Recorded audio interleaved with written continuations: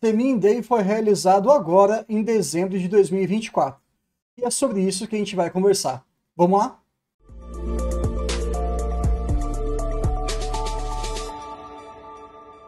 Fala pessoal, tranquilo? Meu nome é Bruno Oliveira, eu sou analista CNPI do Vida de Acionista ou VDA. E hoje a gente vai conversar sobre os principais pontos que nós tivemos durante o CSN Semin Day 2024. Lembrando que a CSN é a controladora da Semin, e ali naquele evento você vai ter várias informações sobre as suas grandes participações e controladas.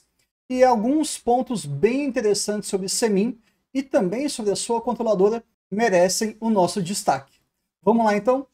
Então, só para deixar bem registrado para vocês, esse vídeo está sendo gravado no dia 13/12 de 2024.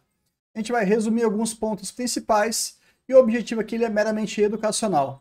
Se você quiser saber a nossa verdadeira opinião, ou verdadeira não, mas eu diria a mais completa, digamos assim, sabendo ali algumas questões de perspectiva de preço para 2025, proventos e outras questões até mais regulatórias, é só você fazer parte do nosso Clube VDA, menos de R$ 1 por dia. Tudo bem? Se você não gostar, é só você cancelar a sua assinatura no mês seguinte, tá tudo certo, sem burocracia, sem ficar preso com a gente, sem nada nesse sentido.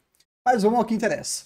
Primeiro ponto que é interessante a gente falar aqui é em relação às perspectivas de mercado para 2025. Nós temos ali como referência o preço do minério de ferro, 62% de pureza, e o nosso principal comprador aí vai ser sempre a China. Tá? Então, veja que em 2021 nós estávamos com quase 160 dólares, melhor dizendo, e de lá para cá tem caído sistematicamente o preço, e isso traz, obviamente, um impacto na empresa e em todas as outras mineradoras de minério de ferro. Mas tudo bem, é um mercado que se ajusta, existem algumas premissas que falam que abaixo de 90 dólares começa a ficar um pouco insustentável e o preço tende a subir novamente. Então, é mais ou menos isso que a gente vai trabalhar para 2025. Mas a Semin em si, ela fala que vai girar em torno de 100 a 110 dólares. Isso aí é importante, tá? Então é basicamente o que a gente está vendo em relação a 2024, mas com uma leve tendência de queda. Então, 2025, minério mais barato. Outro ponto mais importante, que a gente também fala aqui muito no canal, é em relação ao impacto do dólar na Semin. Sabemos que nós estamos vivendo aí tempos de dólar batendo mais de R$ 6, e isso aí parece que veio para ficar. Pode acontecer alguma medida, alguma correção e tudo mais, claro que pode, mas o dólar mais alto para as empresas que são exportadoras sempre é muito bem-vindo. Então isso vai ajudar um pouquinho mais.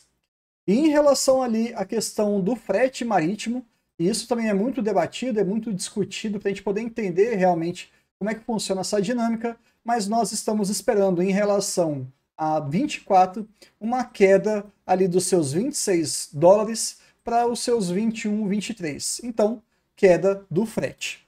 Ou seja, qual que é o recado aqui?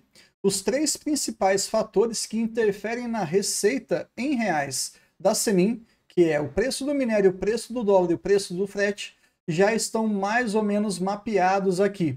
Eles estão esperando um minério de ferro a mais ou menos 100 dólares. Mas guarde essa informação que a gente vai usar um pouquinho mais para frente, tá bom?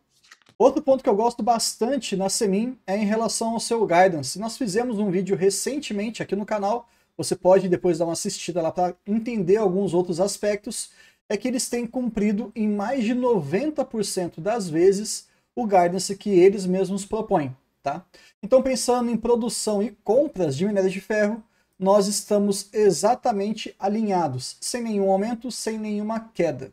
Em relação ao custo C1, que é aquele custo desde a montanha ali, daquele morro onde você tem o minério de ferro e você vai extrair, até você levar na porta do porto, onde vai ser exportado, isso aí é o custo C1, nós também temos ali uma estabilidade muito clara entre 21,5 e 23 dólares. Então, pegando aqui esses principais pontos que foram descritos no slide e também durante a teleconferência, a gente percebe que o custo C1 está estável, a qualidade também vai continuar mais ou menos do jeito que está. Lembrando que aquele projeto da P15, que eles estão envolvendo aí vários e vários bilhões de reais para 27, 28, nós temos uma nova empresa com maior produtividade, maior qualidade e tudo mais. Até lá nós ainda vamos continuar com essa questão de qualidade girando em torno de 62. que é uma qualidade relativamente baixa. Não é ruim, mas é baixa. E o volume também super estável, embora em 2024 eles tenham batido a sua produção própria. Quando a gente fala aqui de volume, a gente está considerando a autoprodução e também as compras. Sim, Semin ela compra minério quando ela entende que está barato, tá? E esse ano nós tivemos recorde de produção própria, o que é muito interessante, porque ainda essa produção vai aumentar muito. Só o projeto da P15, todo aquele complexo de vários pequenos projetos associados, tende a trazer uma produção maior em 40%. Mas isso é mais para frente. Aqui eu gosto de trazer essa informação porque, querendo ou não, nos preocupa sempre quando a gente fala de mineradoras a questão de acidentes nas suas barragens. Então eu peguei aqui algumas informações para vocês, para que a gente entenda mais ou menos como é que está a situação. Primeiro fato, isso aqui não tem como contestar, a CSN Mineração não possui registro de acidente em suas barragens.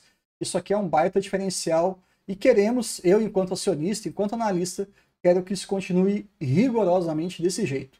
Mas eu acabei entrando no site de RI da companhia e depois eu achei o site de ESG da CSN, mas aqui em específico da Semin, tá? Então se você entrar nesse link, que a gente vai deixar na descrição aqui do vídeo, você vai ter uma série de perguntas e respostas bem elucidativas em relação a, por exemplo, já teve algum episódio de acidente? Acabamos de ver que não. Como que é a segurança na barragem do seu principal ativo, Casa de Pedra? Qual foi o método de construção, a jusante, a montante? Como que é feito o monitoramento e tudo mais, o processo de filtragem?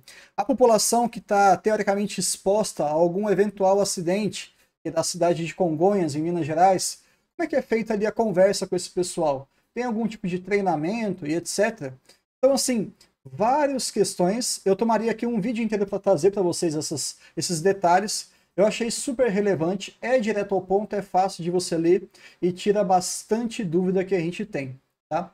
Em relação à questão das suas barragens, a Semin, mesmo não precisando, tá? Aqui é importante, mesmo a questão regulatória não exigindo a descaracterização das suas barragens, eles estão fazendo isso.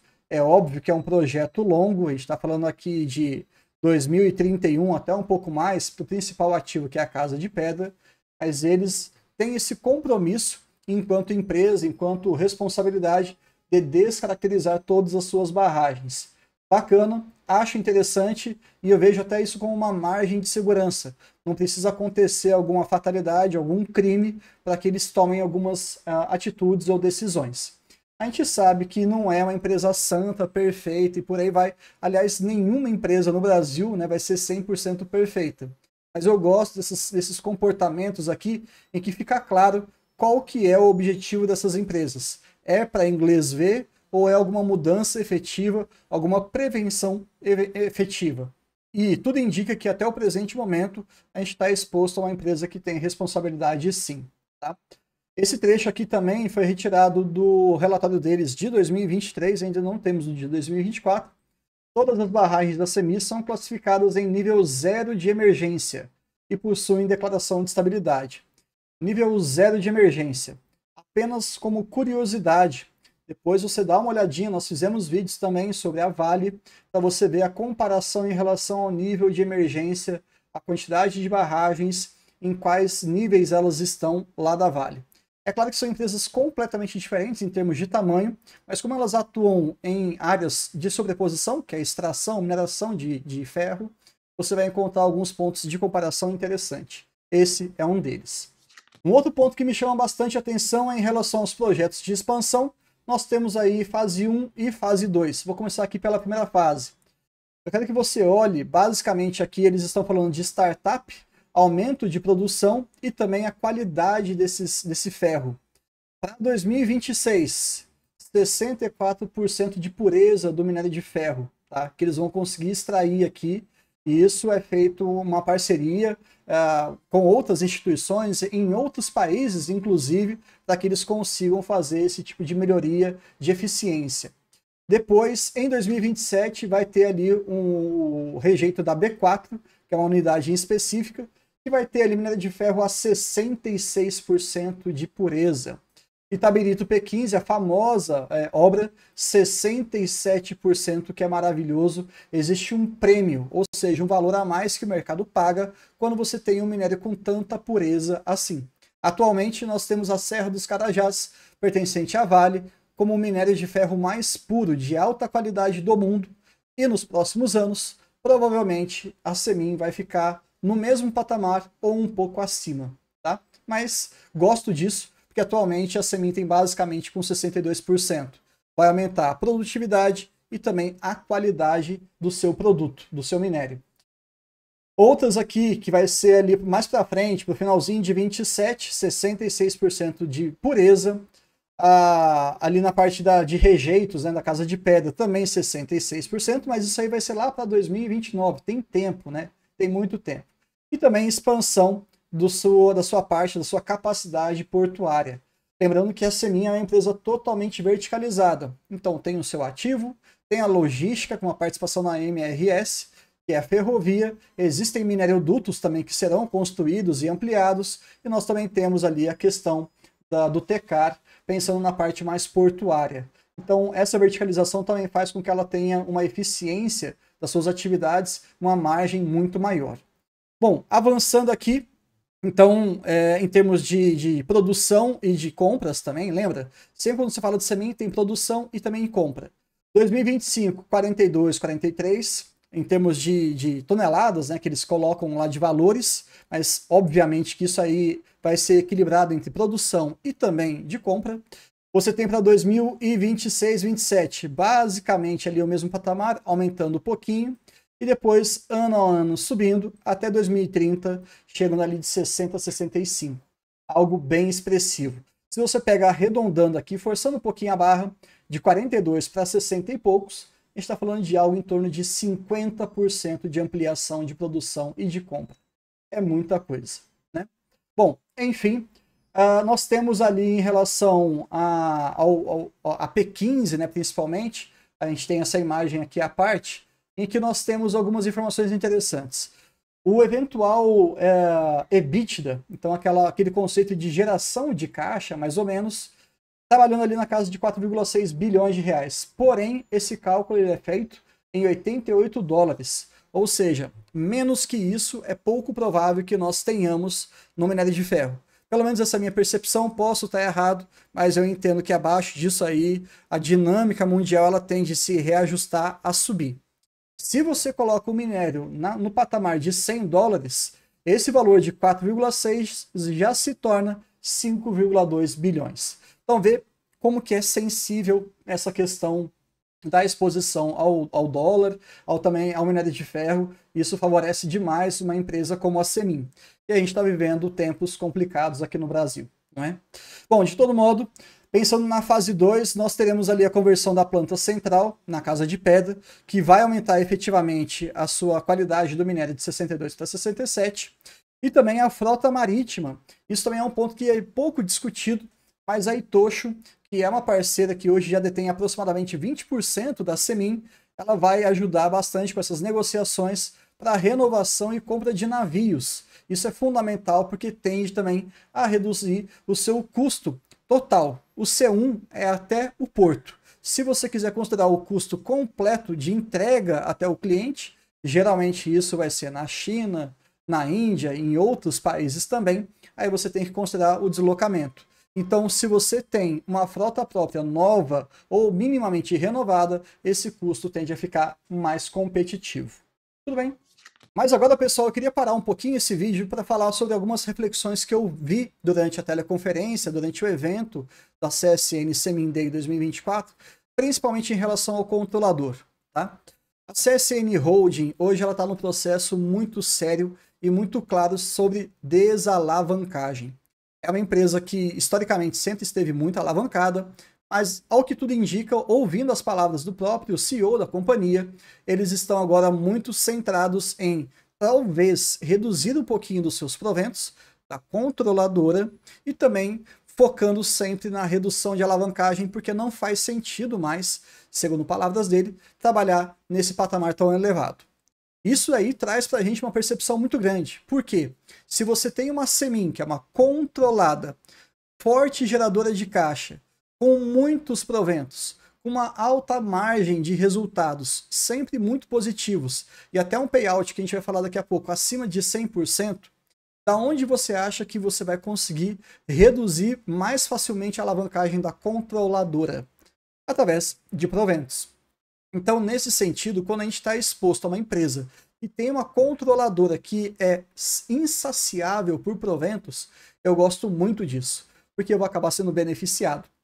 E lembrando, a estrutura de capital da Semin é maravilhosa, a gente também vai entrar em detalhes em relação a isso. Existe espaço sim para continuar pagando o que eles pagam, sem comprometer as atividades.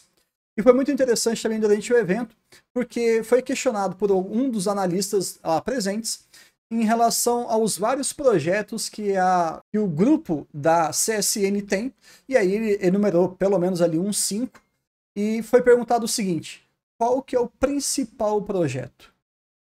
Qual que é o ranking, qual que é a classificação de importância para o grupo CSN?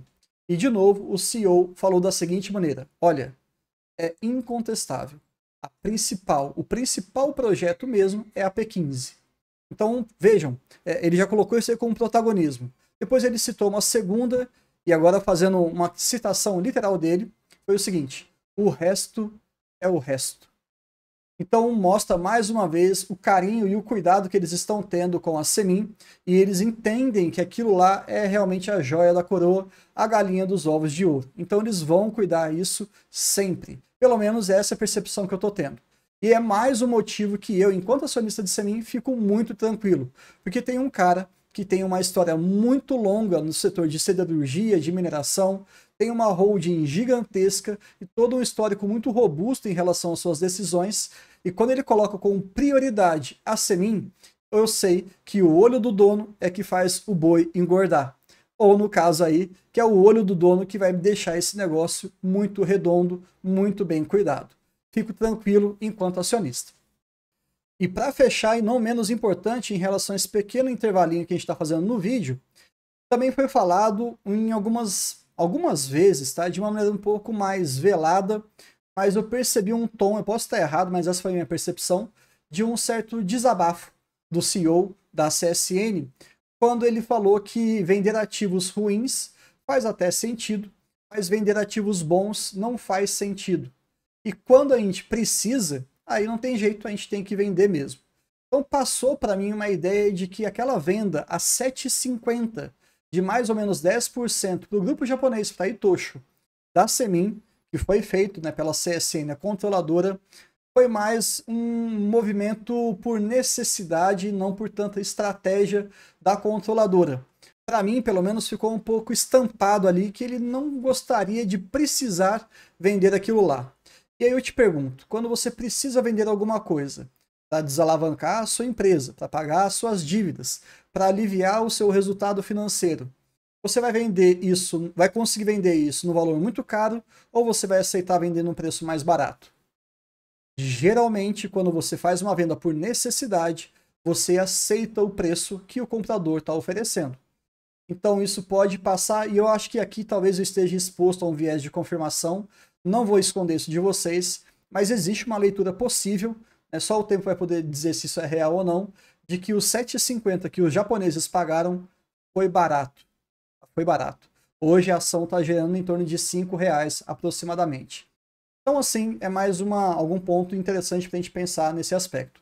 E lembrando também do programa de recompras que está aberto da Semin e que foi anunciado quando a ação estava a 5,16. Poxa, né, venderam a 7,50, estão recomprando a 5 e pouco e tudo mais, e o preço está próximo a isso, alguma coisa isso deve significar, né? Mas a conclusão eu deixo para vocês. Vamos voltar aqui para o nosso vídeo. Voltando aqui para a estrutura de capital e remuneração aos acionistas, o que a gente tem? De acordo com a fonte ali do Investidor Desk, que é uma plataforma que a gente usa bastante para consultar alguns dados aqui no mercado, hoje a Semin vale 30 bilhões de reais. Se você pegar desde 2021 até 2024, ou seja, 4 anos, mais ou menos 55% do que ela vale hoje já foi distribuído em JCP, em dividendos e recompra de ações. Um absurdo, tá? É muita coisa mesmo. Quando você olha aqui a questão de remuneração acionista, nós chegamos a um payout médio de 110%. Bruno, como é que isso é possível? Como é que alguém distribui mais de 100% do seu lucro? Calma lá que você vai entender. Lembre do seguinte, quem aqui do VDA sabe muito bem, quem acompanha, quem faz parte do nosso clube VDA, conhece bem que dividendo é uma distribuição de lucro. A gente sabe que JCP é uma despesa financeira, tá? E também nós temos o programa de recompras. O programa de recompras vai te ajudar muito quando você tem um momento em que as ações estão depreciadas. E a Semin, ela trabalha atualmente com um programa e foi anunciado, salvo engano, quando as suas ações estavam custando 5,16 aproximadamente. Então, assim, na hora que você soma dividendo, JCP e programa de recompras, que também nós tivemos em 2021, tá? Aí você tem um payout ali médio de 110%. E o que eles falaram é que eles devem manter essa política de pagamentos de 80 a 100. Nos nossos cálculos, dentro da plataforma do VDA, nós vamos colocar ali pelo menos 90%. Não faz sentido a gente colocar 110 porque está até fora da própria política, embora isso esteja acontecendo. Poderíamos colocar? Sim, até 100 também, mas acho que 90 não é tão conservador, é mais pé no chão e a gente sempre prefere errar para menos, nunca para mais. E olha também um outro aspecto da sua dívida, tá? Quando você pega empresas que, ou melhor dizendo, vamos falar do nosso país, quando você tem um aumento da taxa Selic, o preço, né, o custo do dinheiro, ele fica muito mais caro. Como assim o preço do dinheiro fica mais caro? Os empréstimos, os financiamentos, a taxa básica, a taxa Selic, ela vai nortear todos esses financiamentos e empréstimos, todo o mercado de crédito. Se a taxa Selic está subindo, tende a ficar mais caro. E aí, empresas endividadas sofrem demais, demais mesmo. Agora, será que Semin está se preocupando com isso? Ela está com uma alavancagem negativa de 0,8 vezes, tá, pessoal? Ou seja, pagando todas as suas dívidas até 2000 e lá vai cacetada, 2032, 33, 34, até lá, ainda assim, teremos um caixa de 5,3 bilhões de reais. A Semin vai passar por esse momento de turbulência tranquilamente. E quer ver um outro aspecto bom? 100% quase da sua receita é em dólar. E ela é exportadora, né? Por isso. Então, quando você tem um aumento do dólar, na hora que você traz para o Brasil, com o real desvalorizado, você tem um aumento da receita. E os custos são em reais. Então, ela tem a sua estrutura de capital, que está relacionada principalmente ao seu endividamento, e o seu modelo de negócios completamente blindados em relação a esse cenário que a gente está vivendo no Brasil nos próximos anos. Um ponto interessante, não é? E para finalizar aqui, a gente vai falar um pouquinho da nossa plataforma, a plataforma do VDA. Eu coloquei para vocês um exemplo de como que funciona a nossa análise. Então a gente pega de algumas fontes internacionais um consenso de lucro por ação. Tá? Isso aqui é para 2024, como já estamos praticamente fechando o ano, não tem problema eu abrir para vocês aqui. Então 72 centavos. Considerando um payout ali de 90%, a gente vai ter um provento por ação, JCP ou dividendo, de 64 centavos. Continha bem básica, tá? E a gente também coloca aqui algumas observações para vocês. O programa de recompra foi aberto no dia 28 de 6 de 2024, em que eles vão recomprar quase 10%. Lembrando que as ações estavam cotadas ali a 5,19. Eu falei 5,16, né? Bom, enfim, tá quase próximo ali, é 5,19, tá? E a gente também faz algumas revisões para vocês, e a gente sempre coloca a data em que a gente fez essa revisão, ok? Então perceba que se você não concordar, por exemplo, com esse lucro por ação, você pode ajustar manualmente, depois nos seus cálculos. Se você não concorda com esses 90% de payout, que é a minha visão como analista, coloque ali os seus 80, ou seus 100, ou 110, não tem problema. A gente deixa tudo transparente para você entender todo o nosso racional desde o início. E aqui nós temos a nossa remuneração líquida histórica, por enquanto apenas o regime caixa, mas vamos inovar o mercado brasileiro e isso a gente fala com bastante orgulho. Eu e o Léo, a gente está trabalhando bastante para colocar aqui também para vocês o regime competência, tá? Que é bem diferente, porque ele está relacionando apenas a 2024. Por exemplo, existem alguns proventos de Semin que serão pagos em relação a 2024 apenas o ano que vem. E é a partir da competência que você faz toda a previsão de mercado. Nenhum analista, pelo menos que eu conheça, faz previsão de proventos por ação, do dividend yield, que o pessoal tanto fala por aí, considerando o regime caixa. Ninguém faz isso. todo mundo considera o regime competência. E como nenhuma plataforma no Brasil ainda tem isso, nós vamos trazer para vocês muito em breve. Tudo bem? Mas agora aqui, só para fazer um pequeno exemplo, nós temos ali na nossa plataforma 2 dividendos e 1 JCP, e a gente sempre trabalha com valor líquido. Eu não quero saber se a empresa vai pagar em JCP, e eu não quero saber aquele valor bruto. Eu quero saber o que vai cair no meu bolso. Essa é a renda que me interessa, porque às vezes isso traz uma grande distorção. Pega aí R$1 em JCP e R$1 em dividendo. Você recebe R$1 em dividendo e você recebe 85 centavos em JCP líquido. É muito diferente. Então a gente só trabalha com valor líquido. E na plataforma você sempre vai ter esse resultado aqui, não precisa nem fazer conta que a gente faz para você. Tá? Temos para o finalzinho de dezembro, a gente colocou a última data aqui do ano, mas provavelmente deve ser antes, 53 centavos para cada ação de Semin.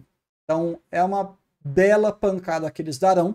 E aí uma continha bem simples, se você está começando, né, você está ali começando a ter as suas ações, você vai ter de Semin 100 ações, você vai receber R$53. Se você tiver 15 mil ações, você vai receber R$8.000. Porque a gente sempre recebe em função da quantidade de ações que a gente tem. Na verdade, e é sempre bom comprar cada vez mais barato.